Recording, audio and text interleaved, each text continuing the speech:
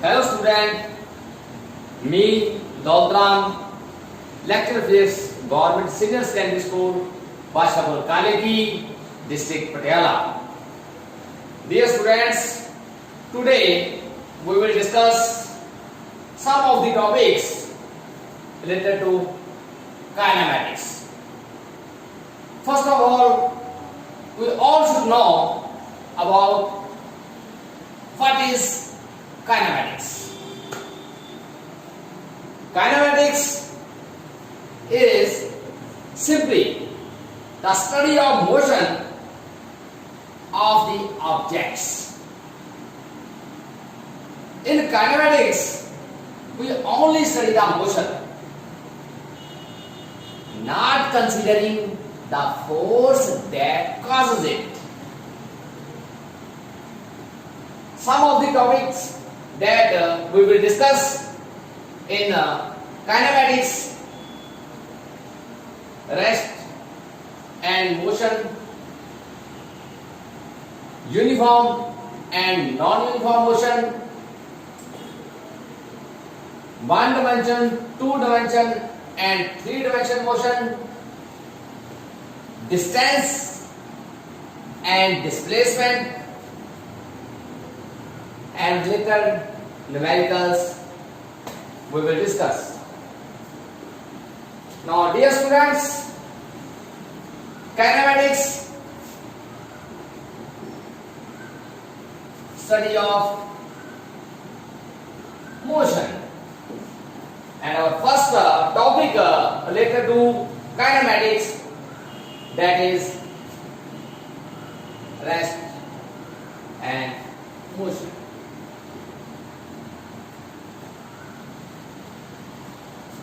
Rest.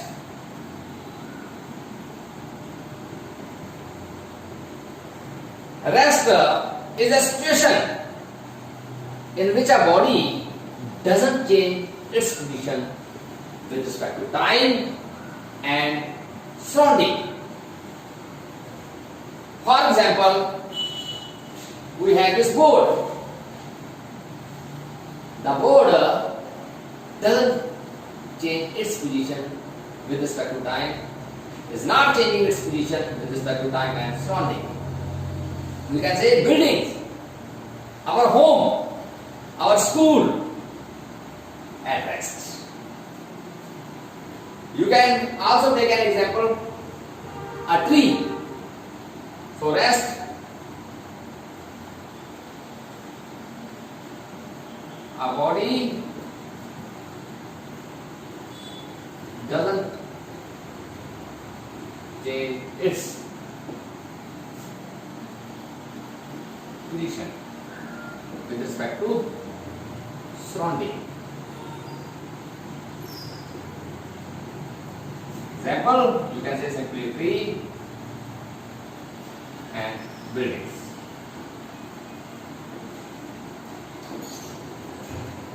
Now motion.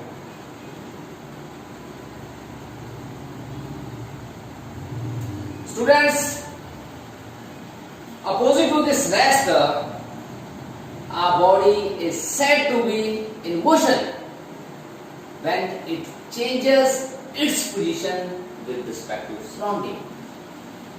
And time, you can say time. I am changing my position with respect to surrounding and with respect to all of you. So I am in motion. So we can say a body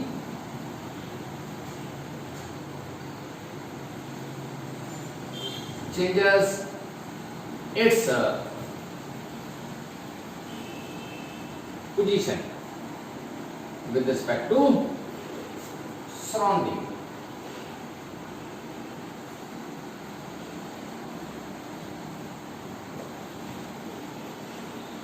Example, we can say a running car. A running car,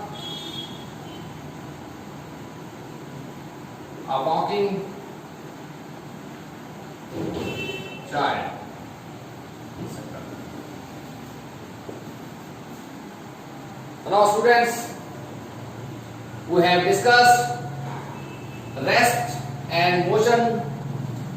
Now we will study about uniform and non-uniform motion. Uniform motion.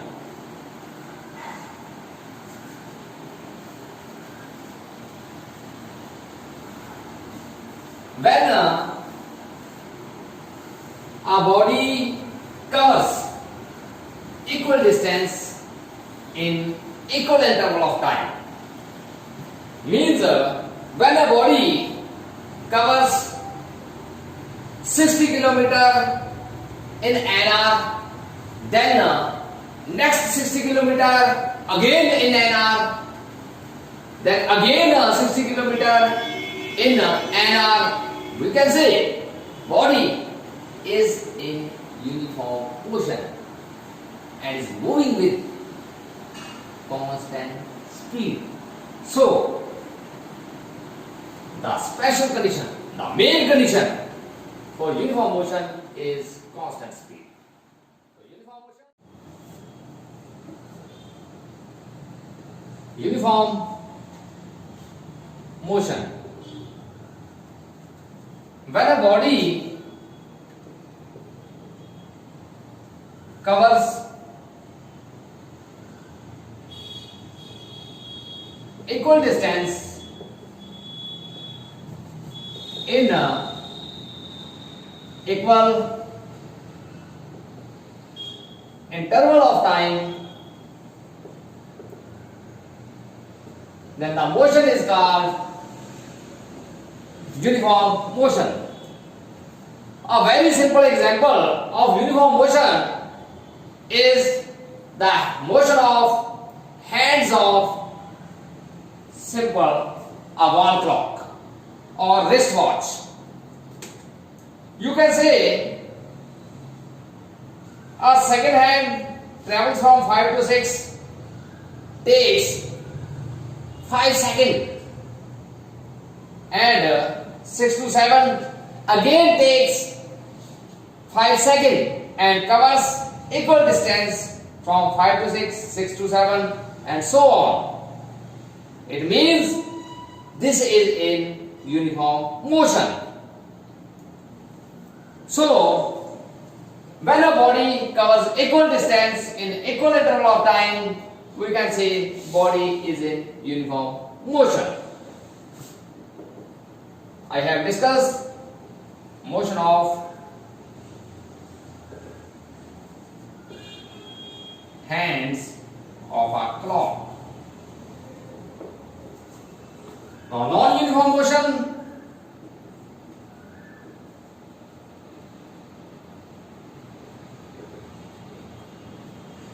it is simply opposite to the uniform motion.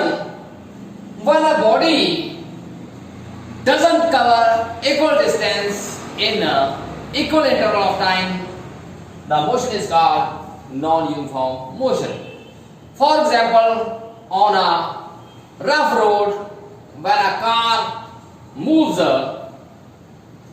it changes its speed according to the smoothness of the road. So the speed is not constant. Motion is non-uniform. So we can say in non-uniform motion, when a body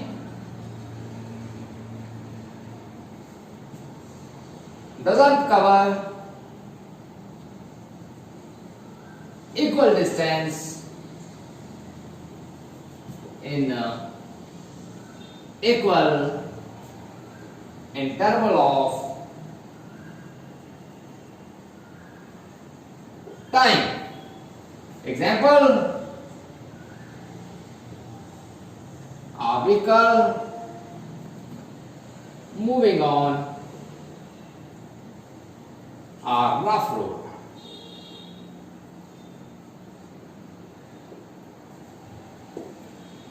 So, students, this is the uniform and non-uniform motion.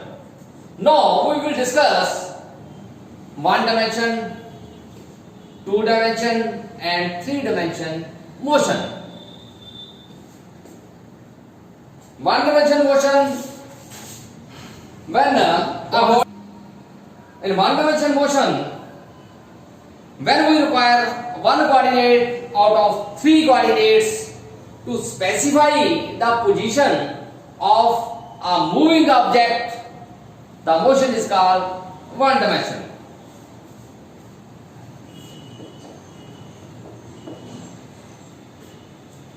When we require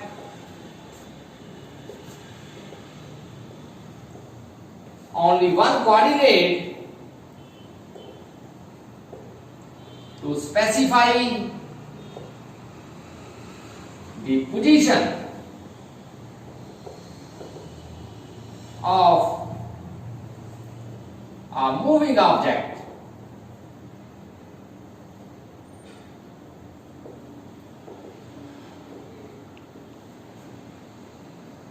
for example,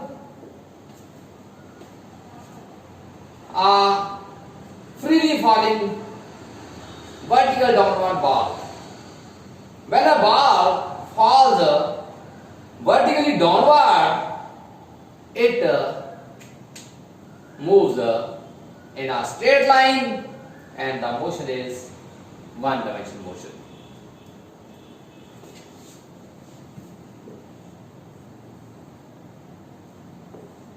A ball falling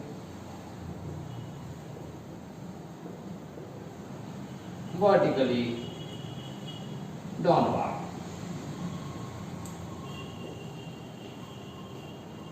Now two-dimensional motion, when we require two coordinates to specify the position of the moving object, the motion is called two-dimension motion.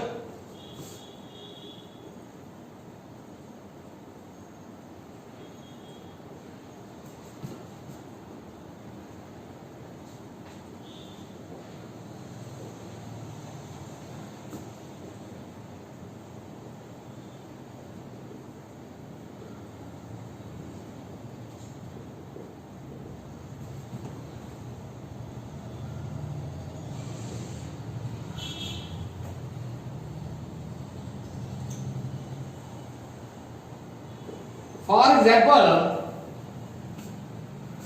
a circular motion and a projectile motion.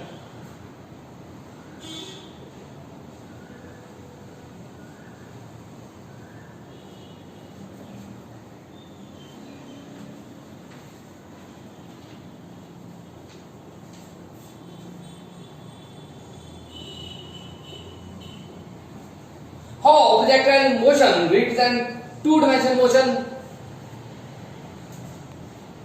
Let a projectile is projected by making an angle theta with x-axis and follow parabolic path. Let at point P we want to specify the position, and we require x and y coordinate to specify the position of the object.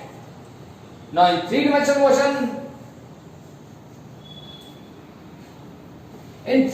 motion, we require three coordinates to specify the position of the moving object. For example, a bird is flying in the sky. We require three coordinates to specify the position of a flying bird. Similarly, an aeroplane is flying in the sky. We can find the position by three coordinates of that flying aeroplane. So students, this is the 1D, 2D and 3D motion. So we will now talk about distance and displacement. Distance and displacement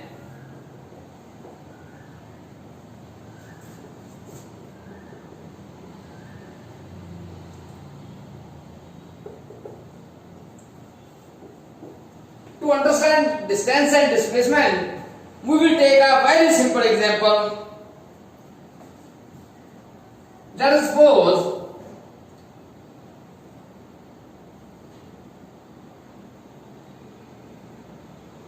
you are going to your new school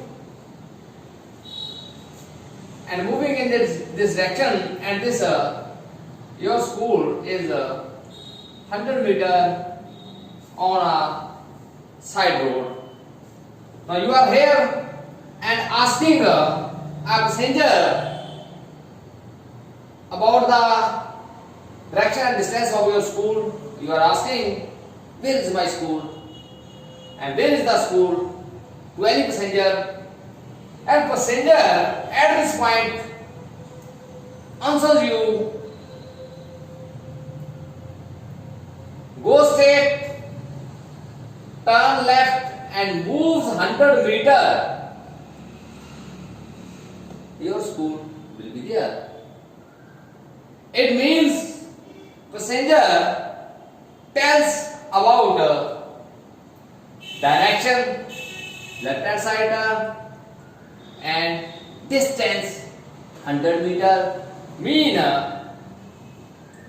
he will give you direction as well as magnitude of your distance. And when we discuss about direction as well as magnitude, that is displacement. And if you are here and going in the direction of the school and ask here a passenger about your school, then the passenger will answer, moves for 100 meter. Moves for 100 meter. Simply, he will give you the magnitude, as he knows you are going in the same direction, and he will not mention you the direction, simply gives the magnitude. So when we talk about simply magnitude, that is distance. And if we talk about magnitude as well as direction, that is displacement. With another interesting example, we can also explain it. Let a bus travel from A to B station 40 kilometer, and the distance between B to C station is 50 kilometer, but the distance between A to C is 20 kilometer. If a bus travels A to B, then B to C, the total distance traveled by the bus at this point C will be 40 plus 50, 90 kilometer.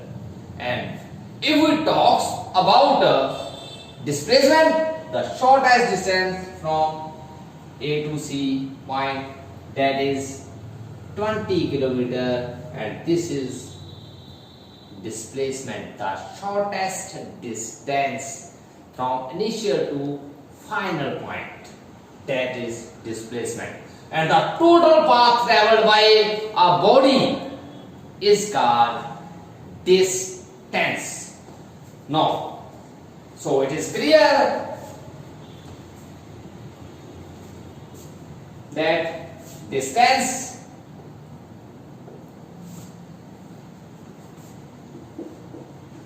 it is the total path length traveled, and displacement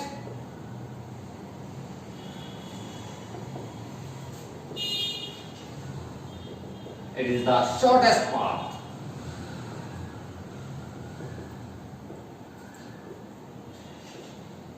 between initial final point.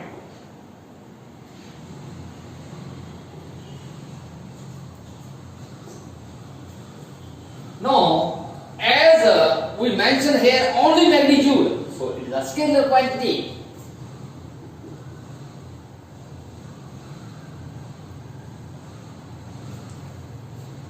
And this is vector quantity.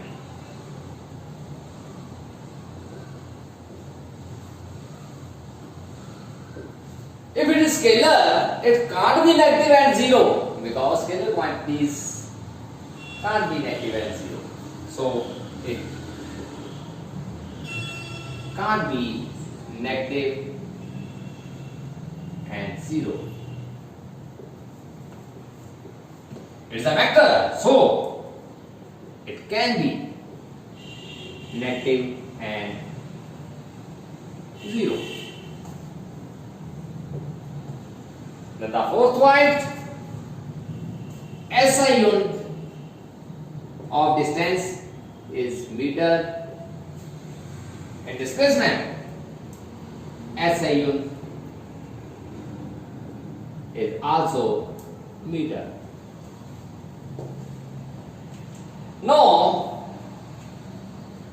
when distance and displacement will be equal, can you know distance and displacement will be equal, but in one condition. Which is that condition? When a body moves in a straight path. When a body moves in a straight path without changing its direction, distance and displacement will be equal. Remember, now we will discuss some of the numerical related to distance and displacement. Now, dear students, we will discuss about the numerical related to distance and displacement. Our first problem, find ratio of distance and displacement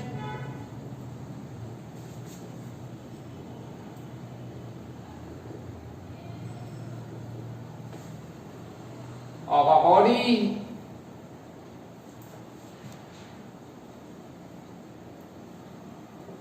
completes a semicircle of radius r. Now the body completes this semicircle of radius r from A to B.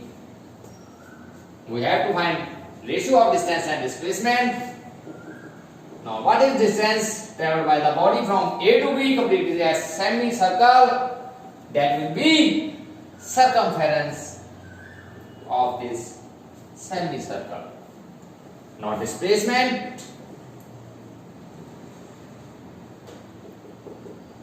that is diameter, that is the shortest path, that is diameter of this semicircle, that is 2r, and the ratio of distance to the displacement, that will be pi r upon 2r, and this is pi by 2. Now the next problem,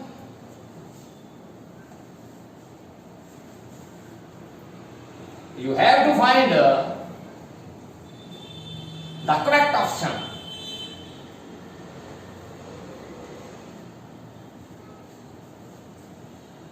Which is the most correct option of these 4 options? Choose the correct one. Distance. smaller than displacement.